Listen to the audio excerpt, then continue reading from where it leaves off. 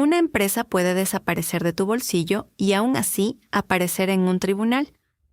BlackBerry dejó de ser ese pequeño emblema de prestigio corporativo con teclado. Nokia dejó de ser el teléfono que la gente tiraba al piso y en el que confiaba más que en muchas relaciones.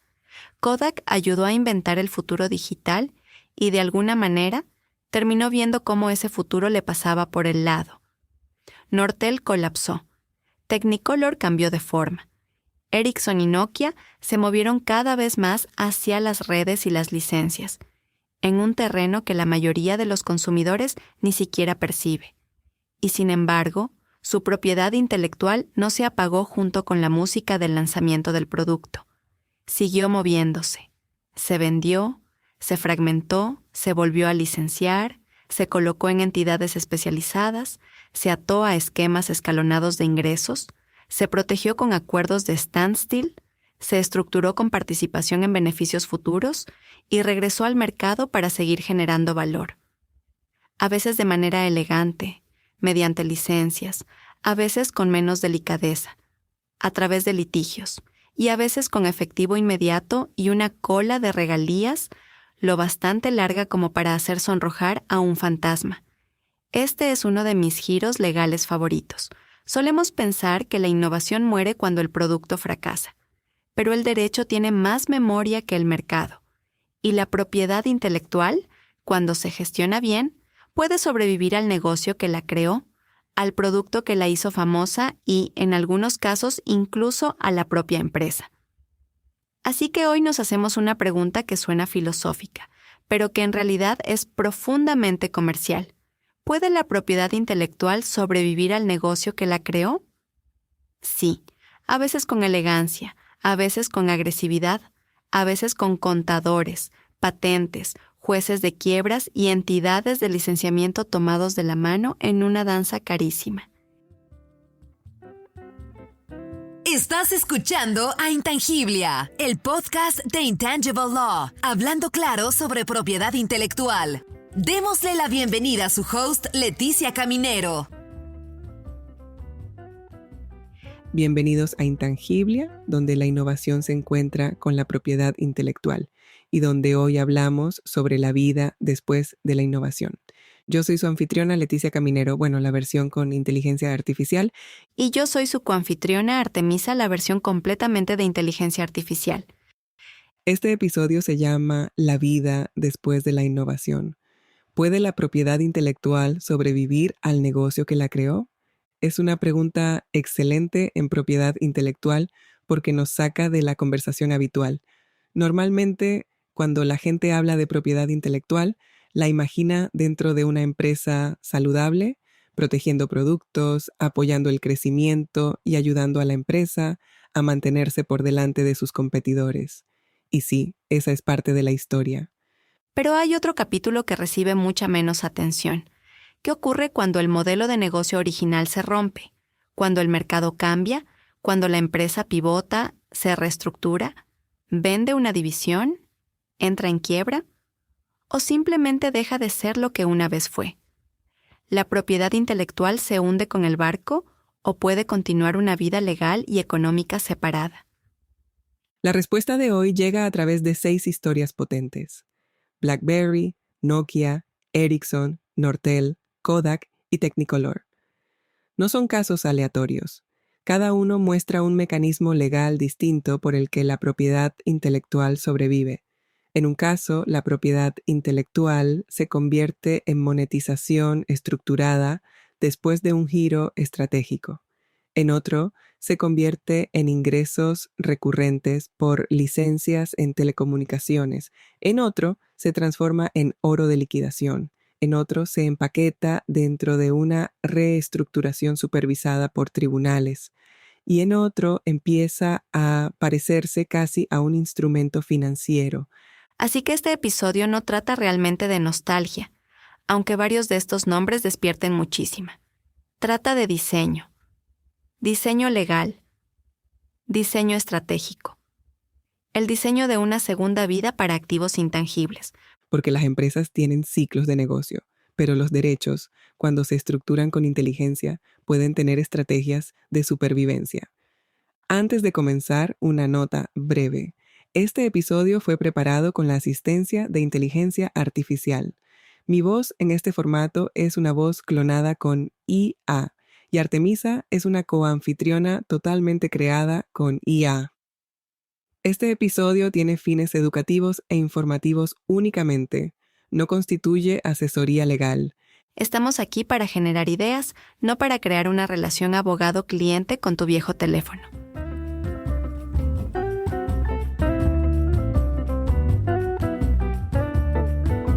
Comencemos con BlackBerry porque es la ilusión más fácil de romper. Para muchas personas, BlackBerry es una historia cerrada. Ascenso, dominio, caída, un dispositivo que en su momento definió la vida profesional y luego desapareció silenciosamente de los bolsillos. Pero jurídicamente eso es solo el primer capítulo. Lo que ocurrió después es mucho más interesante. BlackBerry reorganizó su propiedad intelectual en algo que podía funcionar de forma independiente del producto original. Transfirió aproximadamente 32,000 patentes no esenciales a una estructura de monetización, pero conservó lo que todavía necesitaba para operar. Retuvo sus activos más estratégicos y aseguró una participación económica continua a través de regalías basadas en beneficios. Así que, en lugar de tratar las patentes como reliquias históricas, las trataron como activos vivos con futuro. Y ese futuro no se dejó al azar. La transacción combinó liquidez inmediata con una cola larga de ganancias potenciales. Las regalías se estructuraron como una participación en los beneficios generados aguas abajo, con escalones, topes e incluso controles de costos para impedir que el comprador diluyera la base sobre la cual se calculaban las regalías. Se trata de una decisión de diseño muy deliberada. Refleja el reconocimiento de que la valoración de un portafolio de patentes es, por naturaleza, incierta. En vez de discutir eternamente sobre el precio, las partes comparten el potencial de valorización. Una solución de negociación disfrazada de estructura financiera. Y una bastante efectiva. Lo que hace esto todavía más interesante es que el portafolio no quedó dormido. Pasó a un entorno especializado. En 2026, patentes originadas en ese ecosistema están siendo utilizadas en litigios contra empresas como Brother, apuntando a tecnologías que siguen incrustadas en dispositivos de uso cotidiano, conectividad inalámbrica, comunicaciones seguras, diseño de interfaces. Además, aquí hay una capa histórica sutil. Algunas de las patentes invocadas se remontan a ecosistemas anteriores, incluyendo Nortel y QNX. Así que lo que estamos viendo no es el legado de una sola empresa, sino la convergencia de varias líneas tecnológicas que continúan bajo nueva titularidad. Así que la marca BlackBerry dio un paso al lado, pero la tecnología subyacente siguió circulando, casi como si hubiera cambiado de identidad y siguiera trabajando. Es una buena manera de verlo. BlackBerry nos enseña que la propiedad intelectual no tiene que quedarse pegada al modelo de negocio original, puede separarse, reasignarse y recibir una nueva vida operativa. La clave está en la estructura. Ahora Nokia se siente distinta, menos dramática, más persistente. Nokia no vivió un colapso único y definitivo. Lo que atravesó fue un cambio gradual. La era de los teléfonos móviles se fue apagando, pero Nokia se reposicionó alrededor de la infraestructura de redes y del licenciamiento de propiedad intelectual. Y aquí cambia la naturaleza misma de la propiedad intelectual. Hay patentes ligadas a productos y hay patentes ligadas a sistemas. El portafolio de Nokia, sobre todo en telecomunicaciones, está insertado dentro de estándares globales y eso lo cambia todo. Porque si tu patente forma parte del estándar, ya no compites por atención, estás integrada en la necesidad. Las patentes esenciales para estándares llevan consigo obligaciones, en particular compromisos FRA-ND, pero también crean continuidad. Mientras el estándar siga usándose, las patentes subyacentes siguen siendo relevantes. Nokia también participó en transacciones en las que partes de su portafolio fueron transferidas a entidades especializadas, mediante acuerdos de reparto de ingresos que le permitieron conservar participación económica mientras desplazaba las responsabilidades de enforcement y comercialización. Así que, en lugar de seguir construyendo y vendiendo teléfonos, Nokia empezó a capturar valor desde esa capa invisible que hace que los teléfonos funcionen. Esto no trata de sobrevivir después del fracaso.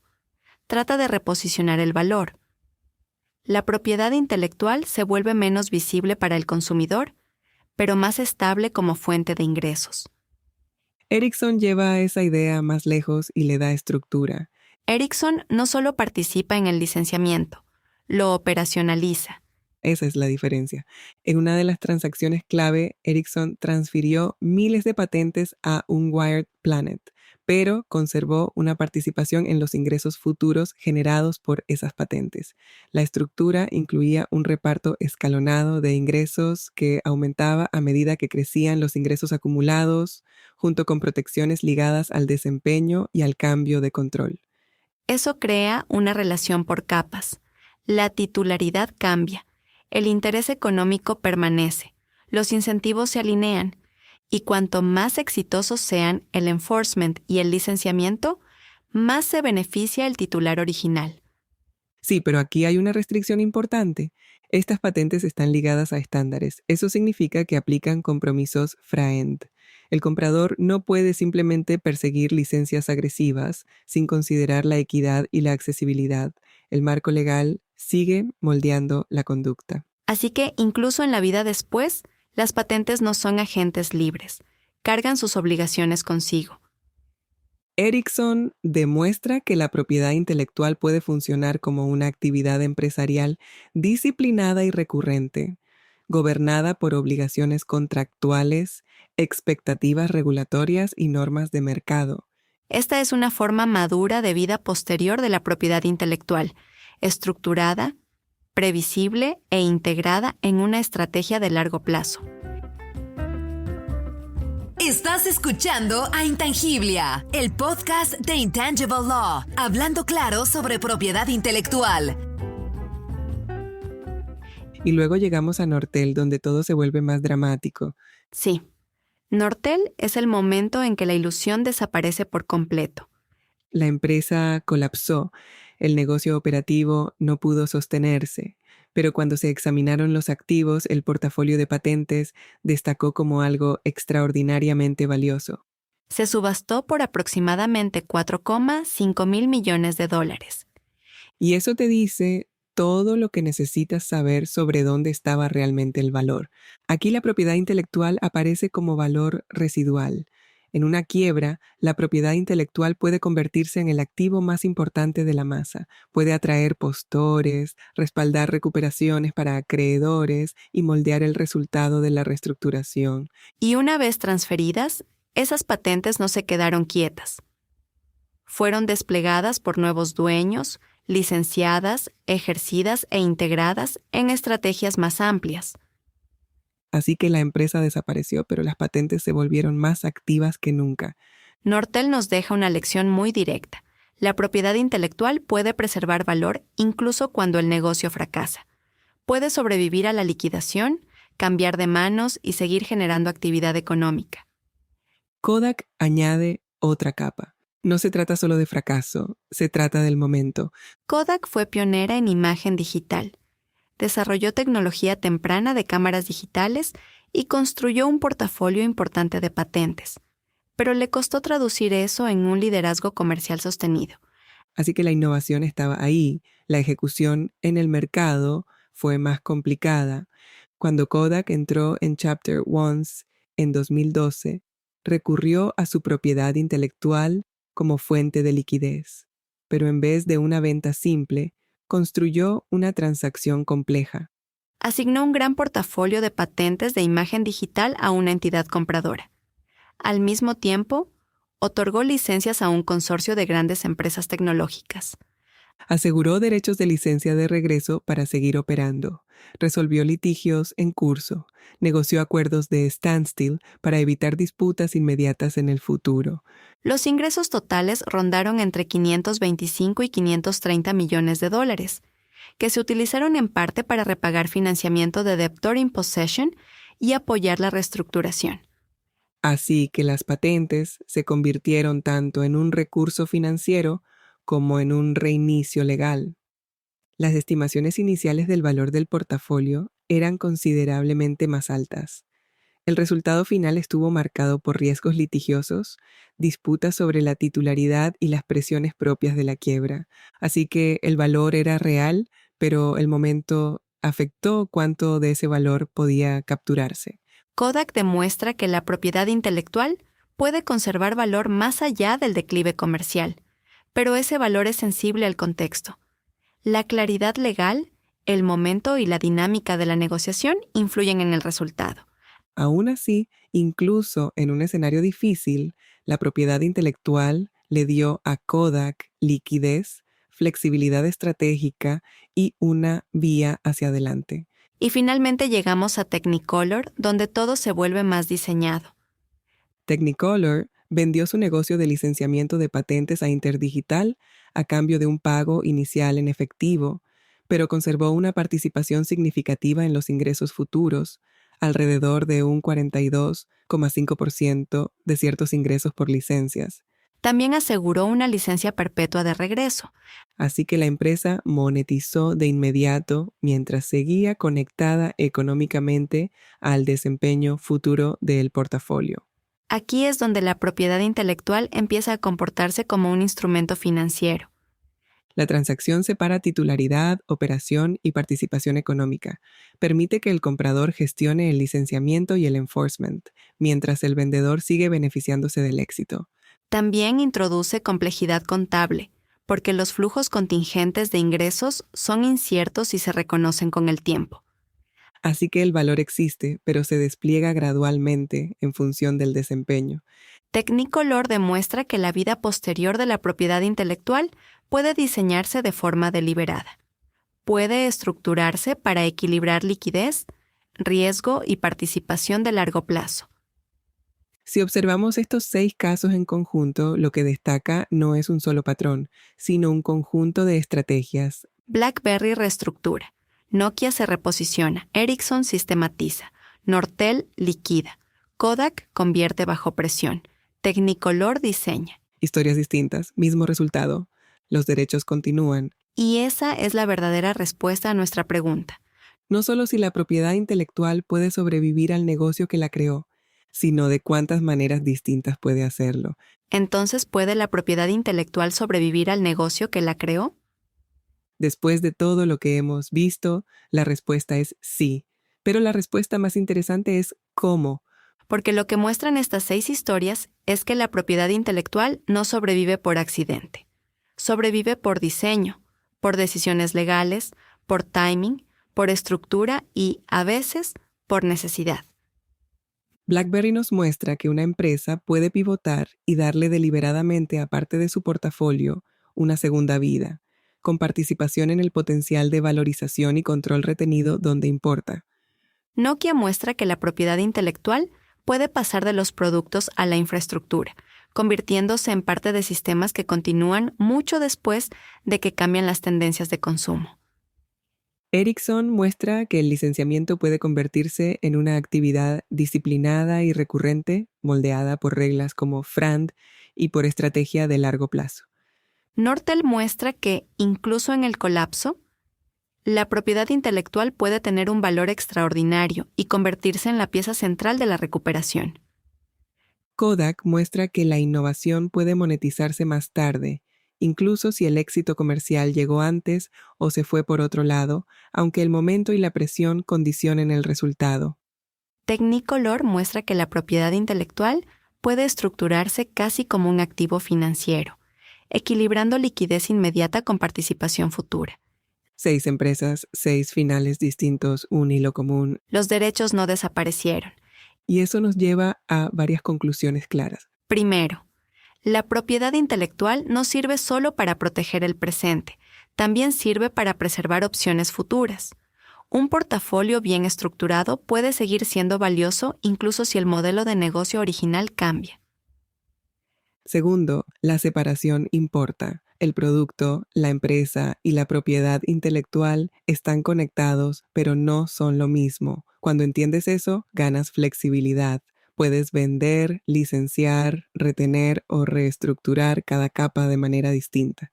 Tercero, el momento y la claridad legal moldean el valor. Kodak nos recuerda que incluso portafolios sólidos pueden perder valor bajo presión, sobre todo cuando intervienen litigios, problemas de titularidad o restricciones financieras. Cuarto, la estructura crea continuidad. Programas de licenciamiento, modelos de reparto de ingresos, derechos de licencia de regreso y marcos ligados a estándares permiten que la propiedad intelectual siga generando valor a través de las transiciones. Y, finalmente, la propiedad intelectual no es estática. Puede moverse, adaptarse y evolucionar. Puede pasar de protección a monetización, de soporte al producto a infraestructura, de titularidad a participación económica. Así que la verdadera estrategia no consiste solo en construir algo valioso. Consiste en asegurarse de que ese valor sepa sobrevivir al cambio. Porque la innovación no termina cuando un producto sale del mercado. En muchos casos, ahí es cuando su historia legal y económica empieza a transformarse. Gracias por acompañarnos en Intangiblia. Esperamos que este episodio te haya dado una nueva perspectiva sobre lo que ocurre cuando se apagan los reflectores y sobre cómo la propiedad intelectual puede seguir trabajando mucho después de que el negocio original evolucione o incluso desaparezca. Piénsalo así. Los productos se retiran, las empresas pivotan, los mercados siguen adelante, pero un portafolio bien estructurado, ese sigue ocupado. Y esa es la pregunta con la que queremos dejarte hoy. Si tu negocio cambiara mañana, ¿tu propiedad intelectual seguiría generando valor o se retiraría junto con el producto? Hasta la próxima. Sigue construyendo, sigue protegiendo y sigue pensando estratégicamente en lo que tus ideas pueden llegar a ser con el paso del tiempo. Porque las mejores ideas no solo triunfan, perduran. Adiós.